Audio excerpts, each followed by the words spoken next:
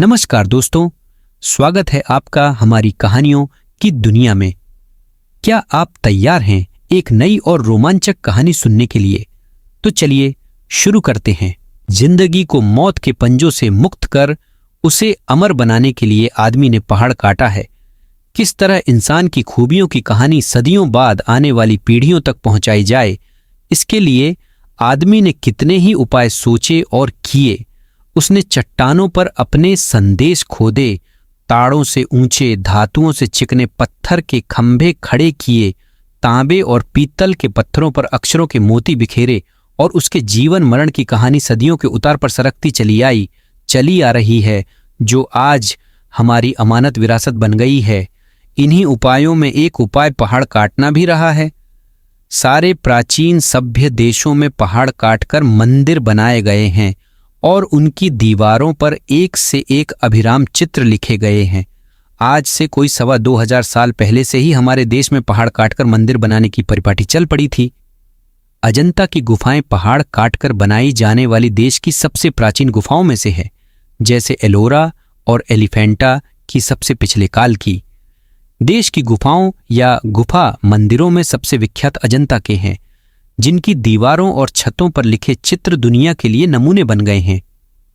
चीन के तुनहुआंग और लंका के सिमरिया की पहाड़ी दीवारों पर उसी के नमूने के चित्र नकल कर लिए गए थे, और जब अजंता के चित्रों ने विदेशों को इस प्रकार अपने प्रभाव से निहाल किया, तब भला अपने देश के नगर देहात उनके प्रभाव से कैसे निहाल न होते।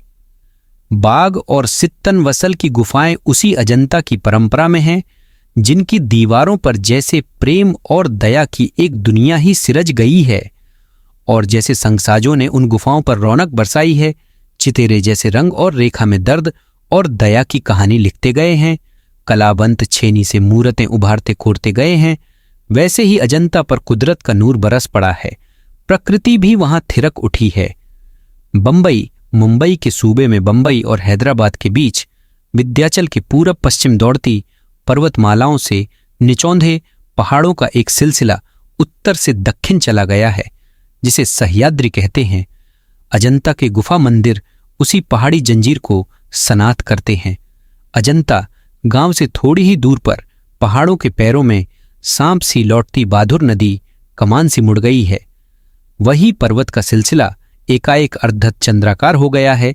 कोई 250 फुट ऊंचा हरे वनों के बीच मंच पर मंच की तरह उठते पहाड़ों का यह सिलसिला हमारे पुरखों को भा गया है, और उन्होंने उसे खोदकर भवनों महलों से भर दिया। सोचिए जरा, ठोस पहाड़ की चट्टानी छाती और कमजोर इंसान का उन्होंने मेल जो किया, तो पर्वत का हिया दरकता चला गया, और वहां एक से एक बरामदे, हाल और मंदिर बनते चले गए। पहले पहाड़ काटकर उसे खोखला कर दिया गया, फिर उसमें सुंदर भवन बना लिए गए, जहां खंभों पर उभारी मूरतें विहंस उठीं। भीतर की समूची दीवारें और छतें रगड़कर चिकनी कर ली गईं, और तब उनकी जमीन पर चित्रों की एक दुनिया बसा दी गई। पहले पलस्तर लगाकर आचार्यों ने उन पर लहराती रेखाओं में चित्रों की काया सिरज दी। फिर उनके चेले कलावंतों ने उनमें रंग भरकर प्राण फूंक दिए। फिर तो दीवारें उमंग उठीं, पहाड़ पुलकित हो उठे। कितना जीवन बरस पड़ा है इन दीवारों पर, जैसे फसाने अजायब का भंडार खुल पड़ा हो। कहानी से कहानी टकराती चली गई है।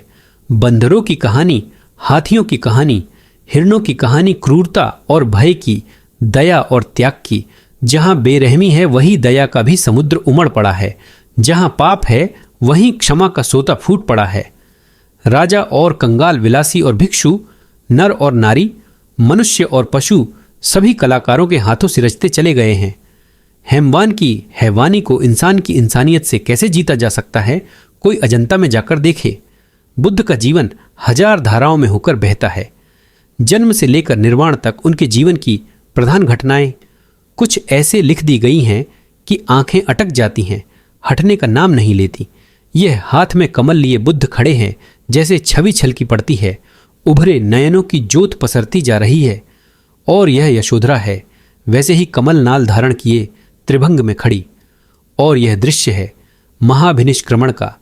यशोधरा और राहुल निद्रा में खोए, गौतम दृढ़ निश्चय पर धड़कते हिया को संभालते, और यह नंद हैं, अपनी पत्नी सुंदरी का भेजा। द्वार पर आए बिना भिक्षा के लौटे भाई बुद्ध को लौटाने जो आया था और जिसे भिक्षु बन जाना पड़ा था। बार बार वह भागने को होता है, बार बार पकड़कर संघ में लौटा लिया जाता है। उधर फिर वह यशोधरा है बालक राहुल के साथ। बुद्ध आए हैं, पर बजाय पति की तरह आने के भिखारी की तरह आए हैं और भिक्षा पात्र देहली में चढ़ा देते हैं। यशोधरा क्या दे जब उसका स्वामी भिखारी बनकर आया है? क्या न दे डाले, पर है ही क्या अब उसके पास? उसकी मुकुटमणि सिद्धार्थ के खो जाने के बाद सोना चांदी, मणिमाणिक, हीरा मोती तो उस त्यागी जगतराता के लिए मिट्टी के मोल नहीं, पर हाँ है कुछ उसके पास उसका बचा एकमात्र लाल, उसका राहुल, और उसे ही वह अपने सरबस की तरह बुद्ध को दे डालती है। और उधर वह बंदरों का चित्र है, कितना सजीव, कितना गतिमान। उधर सरोवर में जल विहार करता वह गजराज कमल दंड तोड़ तोड़कर हथिनियों को दे रहा है। वहां महलों में वह प्यालों के दौर चल रहे हैं। उधर वह रानी अपनी जीवन यात्रा समाप्त कर रही है, उसका दम टूटा जा रहा है। खाने खिलाने, बसने बसाने, नाचने गाने, कहने सुनने, वन नगर, ऊंच नीच, धनी गरीब के जितने नज़ारे हो सकते हैं सब आदमी अजंता की गुफाओं की इन दीवारों पर देख सकते हैं। बुद्ध के इस जन्म की घटनाएं तो इन चित्रित कथाओं में हैं ही, उनके पिछले जन्मों की कथाओं का भी इसमें चित्रण हुआ है। पिछले जन्म की ये कथाएं जातक कहलाती हैं। उनकी संख्या 555 है और इनका संग्रह जातक नाम से प्रसिद्ध है, जिनका बौद्धों में बड़ा मान है। इन्हीं जातक कथाओं में से अनेक अजंता के चित्रों में विस्तार के साथ लिख दी गई हैं। इन पिछले जन्मों में बुद्ध ने गज, कपि, मृग आदि के रूप में विविध योनियों में जन्म लिया था और संसार के कल्याण के लिए दया और त्याग का आदर्श स्थापित करते हुए बलिदान हो गए थे।